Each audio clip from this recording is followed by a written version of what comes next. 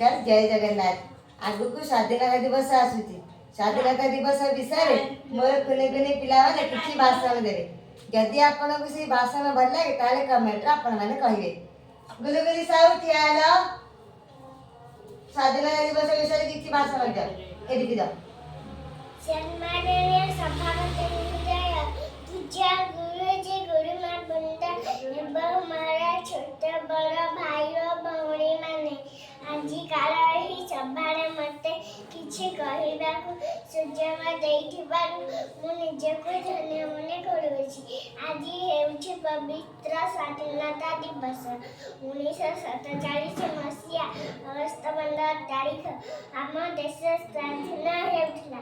मु गर्वर कहबी आजी आमे आम देशर 80तम स्वाधीनता दिवस पालन करुछे। एही दिवस थी आमे स्कूल अंगनवाड़ी कॉलेज रे पालन करू। एही दिवस रे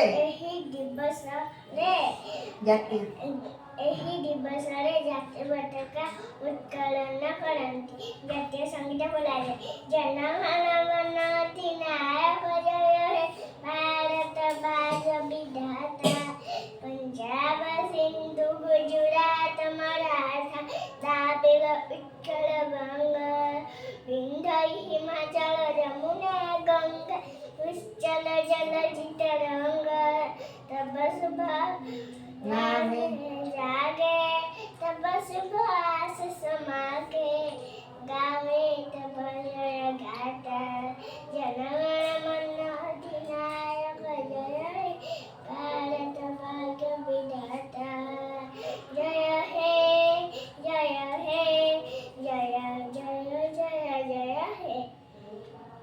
वेरी गुड तापरे हमर शुभलक्ष्मी बेहरा कहबे स्वाधीनता दिवस विषय शुभलक्ष्मी बेहरा ठियाई की कह नमस्कार सम्मानीय सभापति महोदय पूज्य गुरुजी गुरुमा वृंद एठारे मोर उपस्थित छोट बड़ भाई भौणी एवं मोर सहपाठी गण आजिकार यह सभार मत किसी कहवाक सुजोग देउथिबारु मु निजको धन्य मन करूअछि। आज हेउछि पवित्र स्वाधीनता दिवस एक स्मरणीय दिवस 1948 मसीहा अगस्त 15 तारीख आम देश स्वाधीन होता। महात्मा गांधी सुभाष आम भारत वर्ष अनेक दिन धरी ब्रिटिश मान अधीन रही आम खटाई माड़ मारी धनशील होते कथार आम चलुलु आमर स्वाधीनता बोली किसी नाला। महात्मा गांधी सुभाष चंद्र बोस लक्ष्मण नायक जवाहरलाल नेहरू भली अनेक वीर संग्राही मान बलिदान जो आम आज मुक्त वायु निश्वास नौ। यही दिवस को प्रति स्कूल किंबा कॉलेज रो पालन करा जाए। यही दिन सकाळ मुख्य अतिथि आमर जातीय पताका उत्तोलन करती जातीय संगीत बोला जाए। एति कहि मो बर्ता विशेष करू जय हिंद जय भारत।